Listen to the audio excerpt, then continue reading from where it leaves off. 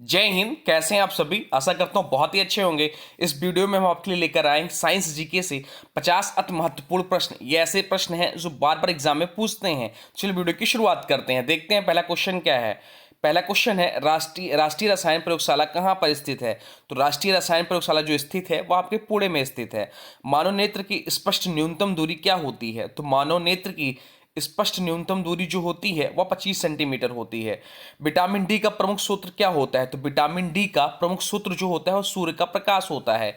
Stainless steel का आविष्कार किसके द्वारा किया गया था?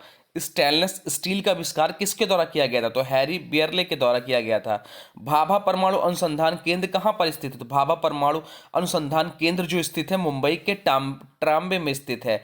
गन पाउडर की खोज किसके द्वारा की गई थी? तो गन पाउडर की खोज जो की गई थी रोजर बेकन के द्वारा की गई थी।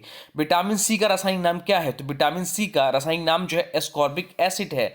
आकाश नीला किस कारण से दिखाई देता है? तो आकाश नीला प्रकीर्णन के कारण दिखाई देता है। प्रतिरोध का मात्रक क्या होता है? तो प्रतिरोध का मात्रक जो होता है वह ओम होता है। कार्य और ऊर्जा का मात्रक क्या होता है? तो कार्य और ऊर्जा का जो मात्रक होता है वह जूल होता है। वात्या भट्टी में कौन सा लोहा उत्पादित होता है? तो वात्या भट्टी में कच्चा लोहा उत्पादित होता है। मांसपेशियों में थकान किसके कारण महसूस होती है? तो मांसपेशियों में थकान लैक्टिक अम्ल के कारण महसूस होती है। मानव हृदय में कक्षों की संख्या कितनी होती है? तो मानव हृदय में कक्षों की संख्या जो होती है वह 4 होती है। गामा किरणें कौन सी तरंगे होती हैं? तो गामा किरणें जो होती है विद्युत चुम्बकीय तरंगे होती हैं। किस रोग में कुनैन का उपयोग किया जाता है? तो मलेरिया रोग में कुनैन का उपयोग किया जाता है। आत्महत्या की थैली किसे कहा जाता है? तो आत्महत्या की थैली जो कहा जाता है लाइसोसोम को कहा जाता है।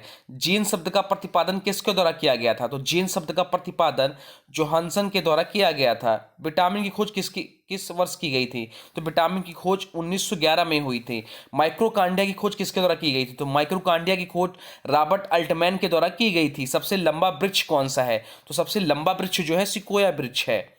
क्रेंदक की खोज किसके द्वारा की गई थी? तो क्रेंदक की खोज जो की गई थी रॉबर्ट ब्राउन के द्वारा की गई थी। पृथ्वी के सबसे निकट कौन सा मंडल स्थित है? तो पृथ्वी के सबसे निकट मंडल जो स्थित है क्षोभ मंडल स्थित है।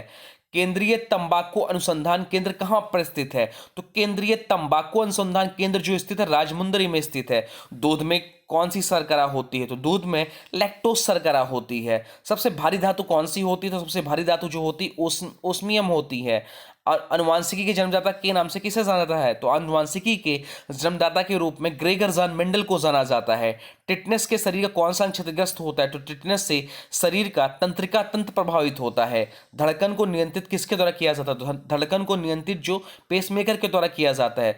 भारी जल का अणुभार क्या होता है? तो भारी जल का जो अणुभार होता है वह 20 होता है। सबसे छोटी जीवित कोशिका का नाम क्या है? तो सबसे छोटी जीवित कोशिका का जो नाम है वो है माइक्रोप्लाज्मा।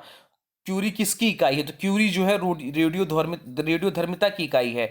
हाइड्रोजन बम किसने बनाया था? तो हाइड्रोजन बम एडवर्ड टेलर ने बनाया था। आर्द्रता को मापा जाता है, तो आर्द्रता को जो मापा जाता है हाइग्रोमीटर के द्वारा मापा जाता है। पादप कोश का भित्ति बनी होती है, तो पादप कोश का भित्ति जो बनी होती है सेलुलोज की बनी होती है। कार्य की इकाई क्या होती है? तो कार्य की इकाई जो होती है जूल होती है। सूर्य पर सर्वाधिक मात्रा में पाई जाने वाली गैस कौन सी है? तो सूर्य पर सर्वाधिक मात्रा में पाई जाने वाली गैस जो है हाइड्रोजन है। सापेक्षता का सिद्धांत किसके द्वारा किया गया? तो सापेक्षता का सिद्धांत जो दिया गया था आइंस्टीन के द्वारा दिया गया था। किसकी कमी के कारण थायराइड ग्रंथ की अत्यधिक वृद्धि हो जाती है? तो आयोडीन की कमी के कारण थायराइड ग्रंथ की अत्यधिक वृद्धि हो जाती है। एक वस्तु अधिकतम भार देती है, तो एक वस्तु जो अधिकतम भार देती है निर्वात में देती है।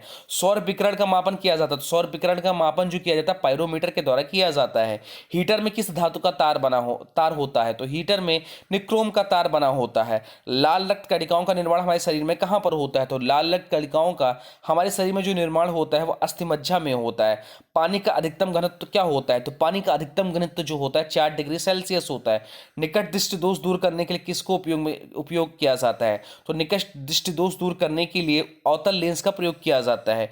विटामिन ए का रासायनिक नाम क्या है? तो विटामिन ए का रासायनिक नाम है रेटिनॉल।